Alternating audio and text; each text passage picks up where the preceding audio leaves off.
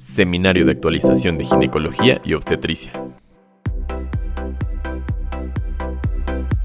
Hola, bienvenidos al Seminario de Actualización de Ginecología y Obstetricia del Instituto Nacional de Perinatología. Soy la doctora María Lilia Favela García y me complace presentar el tema Abordaje y manejo de amenorrea primaria, impartida por la doctora Mayra Campos. Buenas tardes a todos, soy la doctora Mayra Campos Jiménez, residente del segundo año de Ginecología y Obstetricia, y el día de hoy les voy a presentar la monografía titulada Abordaje y tratamiento de la amenorrea primaria, la cual fue coordinada por el doctor Hugo Iván Rivera García, residente del tercer año de Ginecología y Obstetricia, y asesorada por el doctor Alejandro Rendón Molina, jefe del Departamento de Ginecología Quirúrgica. Los objetivos de esta monografía va a ser conocer las diferentes definiciones de amenorrea primaria, identificar el abordaje inicial de esta patología o de las pacientes con amenorrea primaria, conocer la clasificación de la amenorrea primaria y identificar las principales etiologías y su tratamiento. A manera de introducción tenemos que los patrones menstruales van a ser un indicador general del estado de salud de una mujer y su autopercepción del bienestar. Es por eso que ante la falla de la primera menstruación debemos empezar o requerir una evaluación integral y personalizada para establecer la causa. A manera de contenido abordaremos la epidemiología y las diferentes definiciones. Posteriormente hablaremos de la fisiología del ciclo menstrual, el abordaje diagnóstico, cuáles son las principales etiologías que vamos a tener y su tratamiento, y las conclusiones y el algoritmo clínico. Epidemiológicamente tenemos que la amenorrea primaria va a tener una prevalencia a nivel mundial del 3 al 4%. La prevalencia en nuestro país va a oscilar entre el 1 y 3%. ¿Cuáles son las causas más comunes de amenorrea primaria? Tenemos que las causas más comunes de amenorrea primaria va a ser la agenesia mulleriana, la cual va a tener una incidencia del 10%, seguida del síndrome de sensibilidad a andrógenos con una incidencia del 9%, posteriormente el retraso constitucional con una incidencia del 8%. Los prolactinomos o los tumores hipoficiarios van a tener una prevalencia del 5%. La perplasia suprarrenal congénita y el síndrome ovario poliquístico van a compartir una incidencia del 3%, el síndrome del Kallmann del 2% y las anormalidades anatómicas como el tabique vaginal y el himen perforado van a tener una menor incidencia del 2 versus al 1%. A continuación abordaremos diferentes definiciones. ¿Cómo se va a definir amenorrea? Amenorrea se va a definir como la ausencia o interrupción de la menstruación. A su vez se va a dividir en amenorrea primaria y secundaria. La amenorrea primaria va a ser la ausencia de la menarca y la amenorrea secundaria va a ser la ausencia de la menstruación una vez que ha ocurrido la menarca. A continuación abordaremos diferentes definiciones, las cuales están encaminadas al desarrollo de los caracteres sexuales secundarios. La telarca se va a definir como el desarrollo mamario, el cual va a aparecer de los 9 a los 11 años. La pubarca se va a definir como el desarrollo del vello púbico, que igual se va a presentar entre los 9 a los 11 años. La menarca se va a definir al primer sangrado menstrual, el cual va a ocurrir entre los 12 a los 14 años de edad o 2 a 3 años después que ha ocurrido la telarquia. La adrenarca va a ser el desarrollo morfológico y funcional de la zona de la corteza reticular, de la corteza renal, y vuelve a empezar su función de los 9 a los 11 años. ¿Cómo se va a definir amenorrea primaria? Existen diferentes definiciones. La primera definición va a ser la ausencia de la menarca en mujeres mayores de 15 años, las cuales tienen un desarrollo de caracteres sexuales normales, o la ausencia de la menarca en mujeres mayores de 13 años sin desarrollo de caracteres sexuales secundarios, o ausencia de la menstruación 3 a 5 años posterior a haber aparecido la telarca. A continuación entraremos en la fisiología del ciclo endocrino-ovárico. Tenemos que para que se dé la maduración gonadal, primero deben existir la producción de las hormonas sexuales. Posteriormente, una vez que inicie la producción de las hormonas sexuales, vamos a tener el desarrollo de los caracteres sexuales secundarios.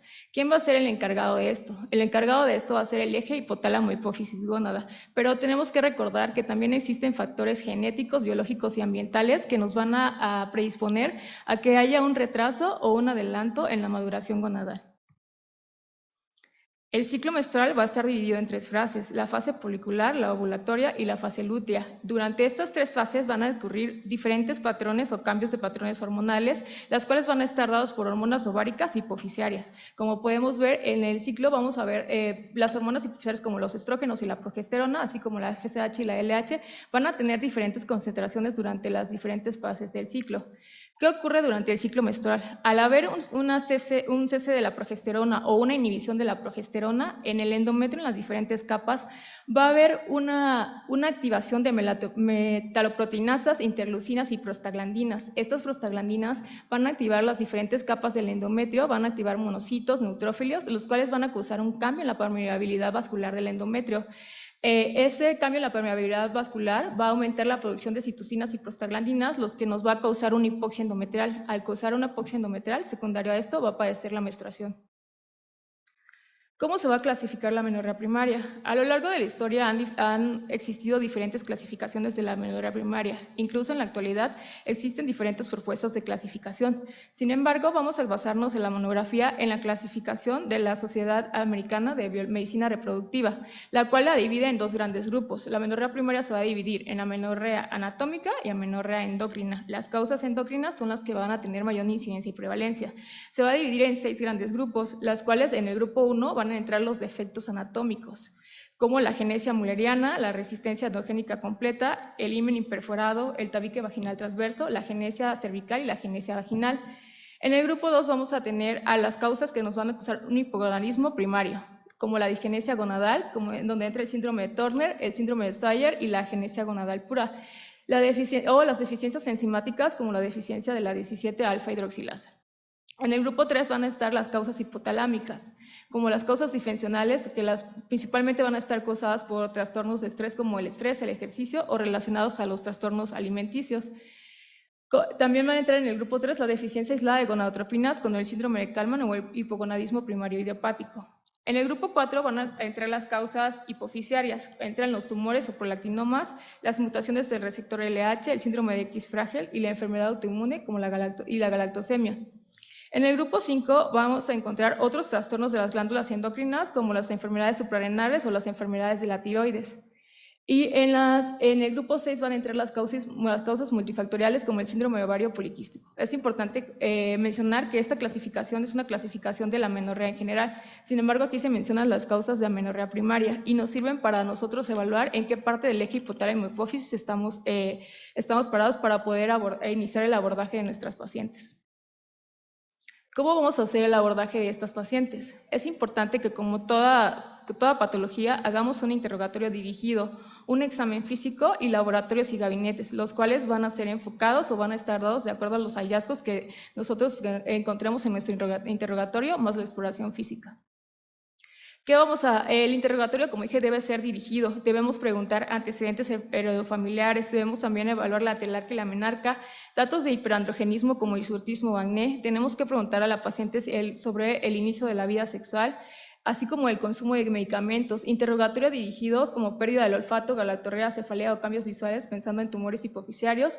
La intolerancia al calor, al frío, palpitaciones, diarrea, para darnos un diagnóstico si se trata de una enfermedad tiroidea. La pérdida de peso, el estrés, el ejercicio, esto pues para nosotros identificar factores desencadenantes. El examen físico, pues tenemos que evaluar a nuestros pacientes con el estado nutricional. Para esto nos vamos a ayudar de las medidas antropométricas, en el cual también debemos evaluar el desarrollo puberal, es decir, debemos interrogar y evaluar los caracteres sexuales secundarios, menarcas y telarca. La exploración tiroidea también la debemos hacer para descartar diagnósticos diferenciales, debe ser detallada. Evaluar datos de hiperandrogenismo como hirsutismo, acné, para eso nos vamos a ayudar de la escalada de Ferri-Mann-Walley que vamos a evaluar más adelante, signos de hipercortisolismo y el examen ginecológico. Es importante que nosotros reconozcamos que cuando veamos una paciente con amenorrea primaria vamos a estar paradas en grandes grupos, personas adultas y adolescentes que van a ser traídas por la mamá por la preocupación de que no ha llegado a un ciclo menstrual. Entonces es importante que con estas pacientes de las cuales no han iniciado vida sexual, nosotros tenemos que hacer un examen ginecológico, el cual va a estar basado en la inspección. En la inspección pues tenemos que tener también el consentimiento informado y siempre debe estar acompañada del familiar responsable. En cambio, en la paciente que ya inició una vida sexual, debemos hacer un examen ginecológico completo, en el cual haya una inspección, se debe realizar una especuloscopía y se debe realizar un tacto bimanual. Para evaluar el desarrollo de los caracteres sexuales secundarios existe la escala de Turner, la cual evalúa la apariencia del vello púbico y de las mamas. Se divide en 5 grupos. El estadio 1 vamos a tener un pecho infantil sin vello púbico. En el estadio 2, como podemos ver, vamos a tener la existencia del botón mamario, vamos a tener un vello púbico escaso no rizado en los labios mayores. El estadio 3 ya va a haber un aumento y elevación del pecho y de la areola, el vello va a estar rizado y oscuro solamente sobre el pubis. En el estadio 4 ya va a existir la areola y el pezón, el vello púbico solamente va a ser un vello púbico adulto, pero todavía no llega a los muslos. Y en el estadio 5 vamos a tener ya un pecho adulto, una areola no elevada, un vello adulto que llega hasta la zona media del muslo. Los datos de hiperandrogenismo lo vamos a evaluar con la escala de Ferriman-Walgey, la cual se divide o estudia 9 zonas, las cuales son sensibles a los andrógenos. Les da una puntuación de 1 a 4 puntos. En nuestro país la puntuación es de 8 puntos. Mayor de 8 puntos se define como hiperandrogenismo clínico. Sin embargo, en otros países puede cambiar el valor. Los estudios y gabinete que vamos a solicitar, estos deben ser enfocados a lo que nosotros vayamos encontrando en nuestra exploración física y en nuestro interrogatorio dirigido. Vamos a solicitar una hormona foliculoestimulante, hormona luteinizante, epiandrosterona, 17-hidroxiprogesterona, estradiol, gonadotropina, prolactina, TSH y cariotipo. El ultrasonido ginecológico pues va a ser una herramienta clave que nosotros vamos a tener y es uno de nuestros estudios iniciales. La resonancia magnética de cráneo esta solo debe ser enfocada si nuestro interrogatorio dirigido sospechamos de algún problema hipofisiario. En cambio, la resonancia magnética de pelvis puede ser de ayuda e incluso para evaluar otras malformaciones congénitas que pueden estar asociadas a la amenorrea primaria. A continuación hablaremos la etiología representativa de la amenorrea primaria. ¿Cuáles son las principales causas etiológicas de la amenorrea primaria? La abordaremos de acuerdo a su clasificación. Las vamos a dividir en causas anatómicas, en la cual estudiaremos el himen imperforado, al septo vaginal transverso, la genesia mülleriana y el síndrome de Mayer-Rokitansky. El hipogonadismo primario vamos a abordar la digenesia gonadal, en donde entra el síndrome de Turner, el síndrome de Swyer y síndrome de insensibilidad de andrógenos. Las causas hipotalámicas vamos a abordar la amenorrea hipotalámica funcional, el retardo constitucional del crecimiento y pubertad y el síndrome de Kallmann.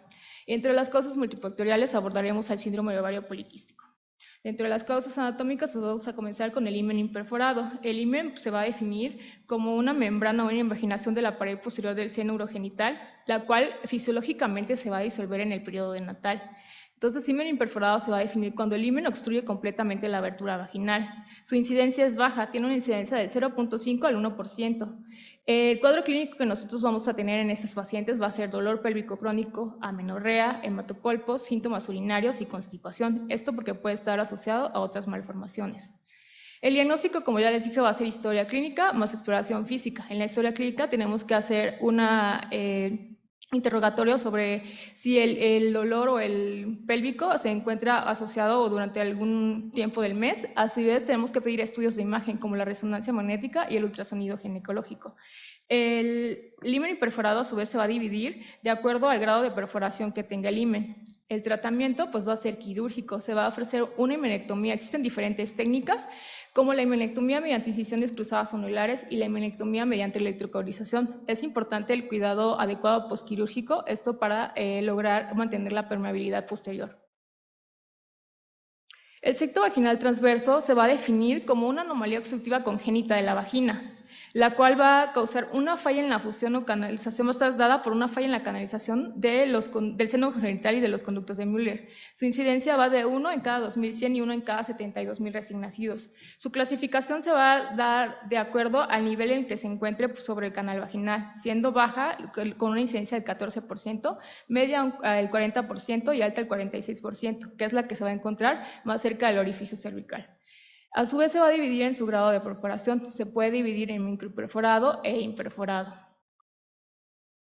El cuadro clínico, los pacientes van a cursar con dolor abdominal, hematocolpos y retención urinaria, esto porque igual puede estar asociada a malformaciones renales.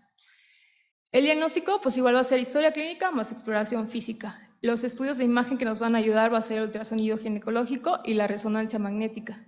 El tratamiento va a ser quirúrgico, existen diferentes técnicas, la cetoplastía vaginal, la resección por histeroscopía, la cual es una de las técnicas más utilizadas, esto por ser un método menos invasivo, la laparotomía, la vaginoplastia, abdominoperineal por laparotomía. La genesia mülleriana o el síndrome de Mayer-Rokitansky, nos vamos a encontrar ante un cariotipo 46XX, es decir, ante un cariotipo normal y con un desarrollo un mamario normal, caracteres secundarios normales, como el tándem normal. Lo que va a identificar a estos pacientes es que durante la exploración física y los estudios de imagen vamos a tener la ausencia del útero y la porción superior de la vagina. La función ovárica de estos pacientes va a ser normal y es importante que estudiemos que estos pacientes tengan otras malformaciones asociadas. Entonces vamos a estar ante un cariotipo normal, un tándem normal, una función ovárica normal, pero nuestros pacientes no van a tener ausencia del útero.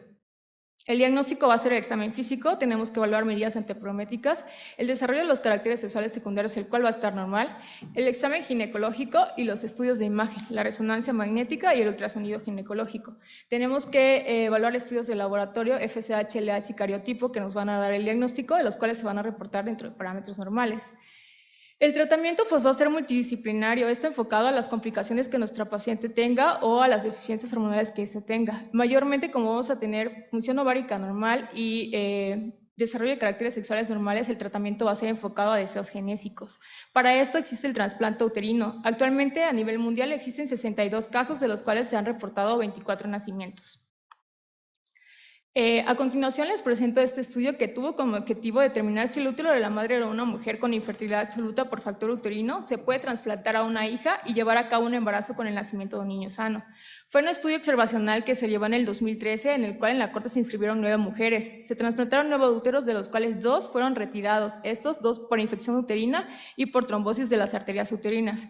7 mujeres posteriormente iniciaron una inmunosupresión 2 a 15 meses después, y el primer nacimiento de esta corte se llevó en septiembre del 2014.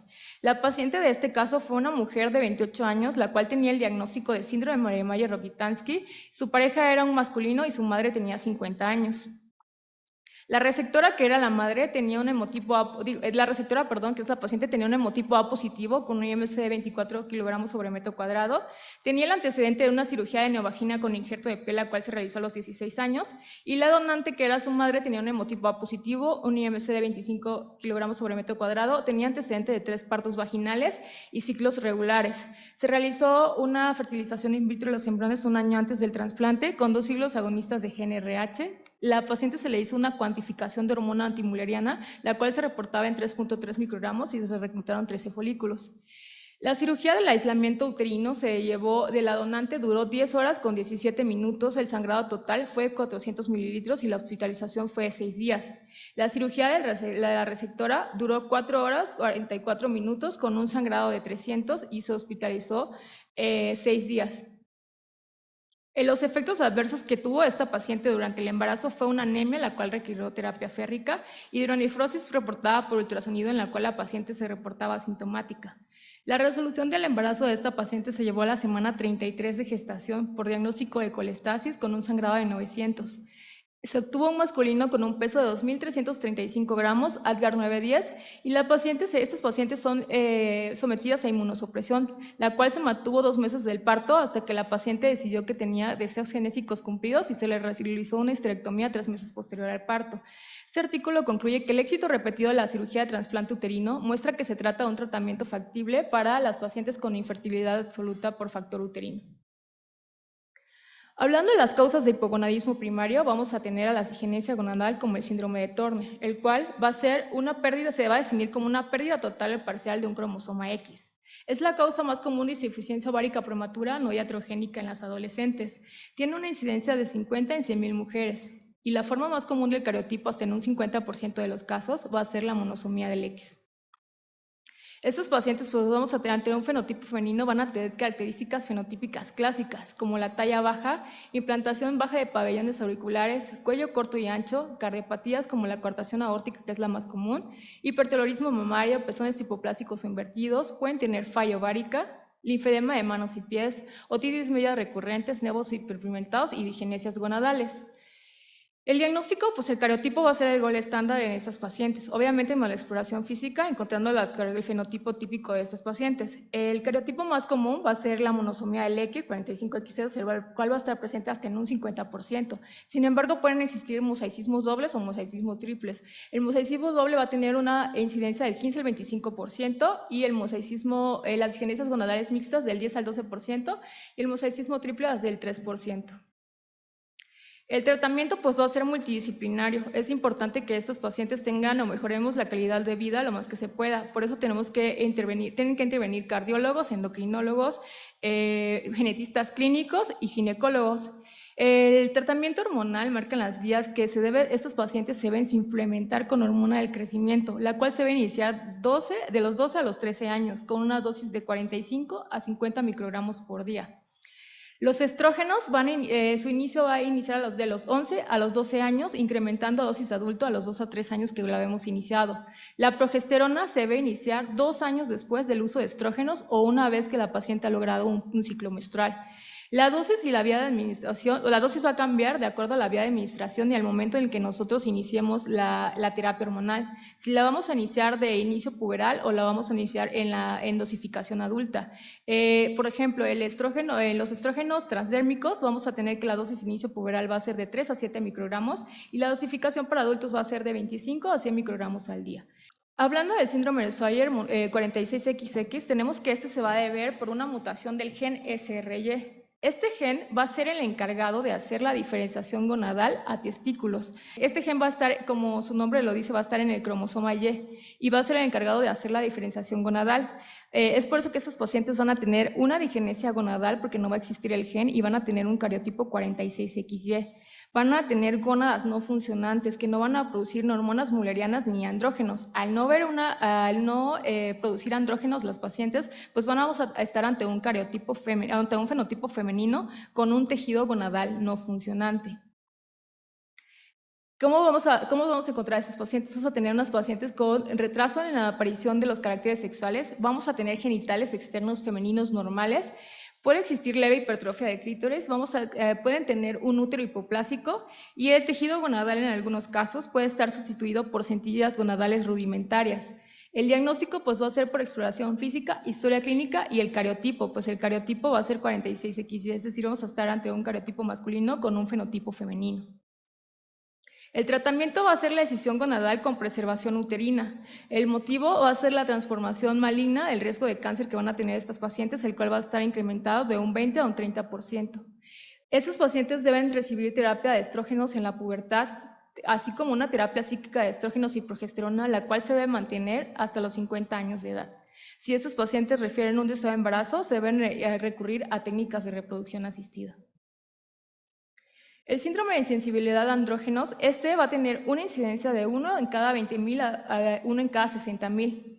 ¿Cuál va a ser la normalidad aquí? La normalidad va a ser en el gen que codifica el receptor de andrógenos. Es decir, en esto sí va a haber el gen SRY, pero no va a funcionar el receptor de andrógenos. Se transmite de manera autosómica recesiva. Igual que el síndrome de Swyer, vamos a estar ante un cariotipo 46XY con un fenotipo femenino.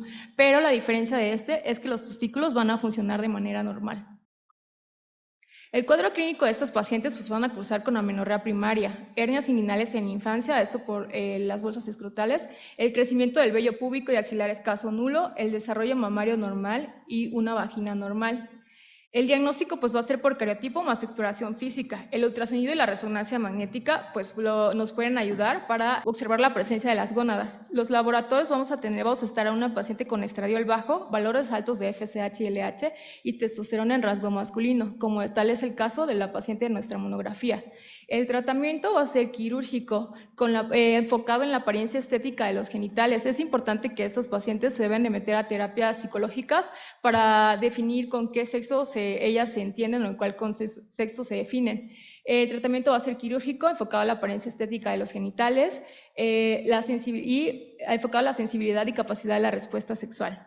La gonadectomía, esta debe ser profiláctica justo por el riesgo de malignidad y posterior a la gonadectomía se debe de iniciar una terapia de reemplazo hormonal y una suplementación de andrógenos antes de la pubertad. La terapia de reemplazo hormonal, igual que en el síndrome de Turner, va a variar la dosis de acuerdo a la vía de administración y al momento en el que nosotros lo iniciemos. Si se debe realizar una gonadectomía previa. Si vamos a iniciarlo antes de la pubertad, si es vía transdérmica, vamos a tener que la dosis va a ser de 3 a 7 microgramos 2 veces por semana. Si es vía oral, va a ser de 5 microgramos kilogramo por día. En cambio, la terapia de reemplazo hormonal en adultos, sí puede existir el gel transdérmico, el cual le vamos a recomendar una a 3 aplicaciones diarias, el parche transdérmico de 25 a 100 microgramos 2 veces por semana y los estrógenos orales de una dosis de 1 a 4 miligramos día. A continuación les presento este estudio, el cual tuvo como objetivo medir la prevalencia de las anomalías cromosómicas en pacientes con amenorrea primaria en el noreste de Irán. Fue una muestra de 200 pacientes con una edad de 14 a 38 años, con una edad media de 20 años. Fueron pacientes que ya tenían el diagnóstico de amenorrea primaria, las cuales fueron remitidas al Departamento Molecular y Citogenética de un hospital de Mashhad en Irán, del 1 de mayo del 2011 al 30 de mayo del 2019. Los resultados de este estudio concluyen que el 71% de las mujeres van a tener un cariotipo normal, el otro 30% va a tener una anomalía cromosómica. En este país o en esta corte, en este hospital, tenemos que la patología que mayor incidencia tuvo fue la monosomía del X, es decir, el síndrome de Turner con una prevalencia del 10 al 0.5%. Es por eso que este artículo concluye que 3 de cada 10 pacientes con amenorrea primaria tienen un cariotipo anormal. La importancia de citar el cariotipo en el abordaje de las pacientes con amenorrea primaria, esto nos da un diagnóstico preciso y nos permite realizar una intervención oportuna. Hablando de las causas hipotalámicas, vamos a abordar a la amenorrea hipotalámica funcional. ¿Cómo se va a definir amenorrea hipotalámica funcional? Va a ser la ausencia de la menstruación, la cual va a ser secundaria a una supresión del eje hipotálamo-hipófisis, en la cual no vamos a encontrar una causa anatómica u orgánica. Es por eso que se va a considerar un diagnóstico de exclusión. Como habíamos dicho antes, el eje hipotálamo-hipófisis va a recibir pulsos de GnRH, los cuales van a activar la LH y la FSH. Sin embargo, en la amenorrea hipotalámica funcional, pues el eje hipotálamo-hipófisis va a haber una reducción de los picos de GnRH, por lo cual no va a haber producción de LH ni FSH, lo que se va a traducir en un hipogonadismo hipogonadotrópico. ¿Cuáles son los principales factores desencadenantes de la amenorrea hipotalámica funcional? En esto vamos a tener el estrés, el ejercicio, la pérdida de peso o trastornos alimentarios. Como ya les había dicho, pues la exploración física en todas las pacientes y los estudios complementarios, pero al final pues no vamos a encontrar una exploración física y estudios complementarios, pues con la LH va a estar baja y la FSH baja. Y va a ser un diagnóstico de exclusión si no encontramos ninguna otra causa anatómica o orgánica, y aparte de lo que nuestra paciente nos diga en el interrogatorio, vamos a entregar el diagnóstico de amenorrea hipotalámica funcional. El tratamiento que va a hacer, pues va a ser multidisciplinario, van a entrar ginecólogos, endocrinólogos, psicólogos y nutriólogos, esto de acuerdo a lo que nosotros encontremos en nuestra exploración física. El psicológico y conductual, vamos a que las pacientes eviten los factores desencadenantes. Si la paciente refiere ejercicio excesivo, debe disminuir el ejercicio, y si la paciente refiere factores desencadenantes como el estrés, pues también debemos dar terapia para manejar el estrés. El aporte nutricional pues va a ser el aumento de alimentos ricos en vitamina D. A su vez, estas pacientes deben ser suplementadas con vitamina D, esto con el objetivo de disminuir el desarrollo de osteoporosis a largo plazo. El retardo constitucional de crecimiento y de la pubertad, esto va a tener una prevalencia del 2%. Va a ser autolimitado, es decir, que no va a haber ni una causa secundaria o otra etiología que lo cause hasta en un 43%. El resto va a ser secundario a otras etiologías. El diagnóstico, igual que la amenorrea hipotalámica funcional, va a ser de exclusión. En esto la pauta nos va a dar nuestra historia clínica. Refieren que las pacientes que tienen un retardo constitucional de crecimiento tienen también antecedentes o familiares en un alto porcentaje de retardo constitucional de crecimiento, tanto en padres como en madres. Los antecedentes personales de ejercicio o estrés o pérdida de peso incluso desde la infancia, y el diagnóstico va a ser la exploración física, peso y talla. En estas pacientes, pues los laboratorios se van a reportar dentro de parámetros normales y solamente se les debe dar un seguimiento. Otra de las causas hipotalámicas va a ser el síndrome de Kallmann. El síndrome de Kallmann va a tener una incidencia de 1 en cada 50,000 mujeres. ¿Qué pasa aquí? Las neuronas liberadoras de GnRH se van a producir en el bulbo olfatorio. De ahí van a migrar hacia el hipotálamo y posteriormente a la hipófisis. En el síndrome de Kallmann, estas neuronas no van a migrar adecuadamente en el desarrollo embrionario al hipotálamo, lo que nos va a dar un resultado de hipogonadismo hipogonadotrópico, porque van a estar disminuidas las neuronas de GnRH. Entonces, al no ver una migración de las neuronas desde el bulbo olfatorio hacia el GnRH, las pacientes van a tener un retraso en el crecimiento sexual y se pueden interpretar de acuerdo al grado de migración de las neuronas en anosmia o hiposmia. El tratamiento va a ser evitar la remodelación ósea a largo plazo, es decir, suplementación con vitamina D para evitar osteoporosis. Así se deben suplementar con estrógenos y se les debe ofrecer a estas pacientes tratamiento de fertilidad.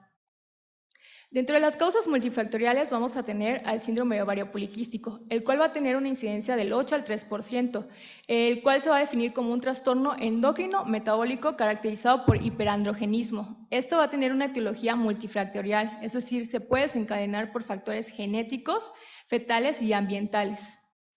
¿Cuál va a ser el cuadro clínico de estos pacientes? Van a tener datos de hiperandrogenismo como acné e hirsutismo, cambios en el estado de ánimo, fatiga, resistencia a la insulina, obesidad o dificultad para perder peso, van a tener baja libido, amenorrea o irregularidades menstruales. El diagnóstico va a ser por los criterios de Rotterdam, el cual se va a basar en 3 factores: oligoovulación, hiperandrogenismo y ovario poliquístico. En los criterios de oligoovulación vamos a tener una LH aumentada, una FSH disminuida y una inversión en la relación LH-FSH. El hiperandrogenismo va a ser clínico, datos de hirsutismo hasta en un 60%, acné, alopecia y virilización. La testosterona total o el hiperandrogenismo bioquímico va a ser mayor de 60 nanogramos sobre decilitro. El diagnóstico por ultrasonido nos vamos a encontrar ante más de 12 quistes 2 a 9 milímetros o con un volumen de más de 10 centímetros. El tratamiento pues igual va a ser multidisciplinario. Debemos invitar a nuestros pacientes a modificar los cambios en el estilo de vida, tratar las irregularidades menstruales. Si la paciente tiene deseo de fertilidad, pues tratar la infertilidad, datos de hiperandrogenismo, hirsutismo y acné, y tenemos que tener a estos pacientes con una adecuada terapia psicológica y social. A continuación les presento el algoritmo de toma de decisiones. Entonces, si estamos ante una paciente con amenorrea primaria, tenemos que hacer una historia clínica, la cual debe ser dirigida. Tenemos que hacer un interrogatorio dirigido preguntando cefalea, alteraciones visuales, palpitaciones, intolerancia al calor, al frío, pérdida de peso, dolor pélvico y ejercicio excesivo. Es importante que si tenemos a una paciente con diagnóstico de amenorrea, siempre debemos descartar embarazo. Es por eso que debemos de solicitar una hormona gonadotropina. Si se reporta positiva, pues estamos ante un embarazo. En cambio, si se reporta negativa, tenemos que continuar con nuestro abordaje. Vamos a solicitar de estudio inicial un perfil tiroideo, FSH-LH y un ultrasonido ginecológico, el cual va a ser la pauta de seguimiento. Si estamos ante un ultrasonido ginecológico, el cual nos reporta un útero ausente, vamos a solicitar un cariotipo. Si estamos ante una paciente con amenorrea primaria y útero no presente, vamos a solicitar el cariotipo. Si tenemos 46XX, es decir, un cariotipo normal, estamos ante una agenesia mulleriana o un síndrome de Mayer-Rokitansky. En cambio, si tenemos un cariotipo masculino 46XY, vamos a estar ante una paciente con un síndrome de sensibilidad incompleta a los andrógenos y un síndrome de Sawyer. Si nuestra paciente tiene un útero presente, entonces nos vamos a guiar por los valores de FSH y LH. Si tenemos una FSH normal o baja y nuestro ultrasonido reporta una anormalidad anatómica, estamos ante un caso de un hímeno imperforado o un septo vaginal transverso. En cambio, si la paciente no reporta una anormalidad anatómica, probablemente estemos ante un tumor hipofisiario como un prolactinoma o una enfermedad tiroidea. Si la FSH y la LH están bajas, podemos estar ante un caso de una deficiencia congénita de GNRH, un retraso constitucional del desarrollo o un desorden hipotálamo hipofisiario. Si la LH está baja y la FSH normal, probablemente estemos ante un caso de una amenorrea hipotalámica funcional. Si la FSH y la LH están elevados, vamos a solicitar un cariotipo. Si el cariotipo se reporta una monosomía del X, estamos ante un síndrome de Turner. Esto responde a nuestra última pregunta de la monografía.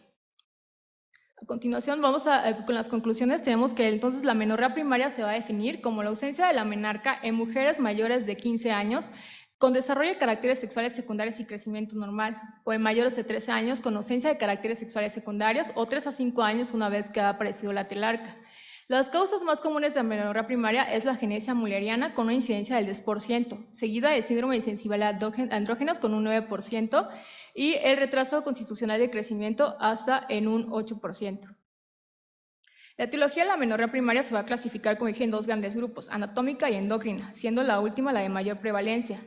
Y un abordaje adecuado de las pacientes con amenorrea primaria nos va a permitir identificar de manera correcta y oportuna el origen etiológico y así dirigir las intervenciones terapéuticas de forma precisa.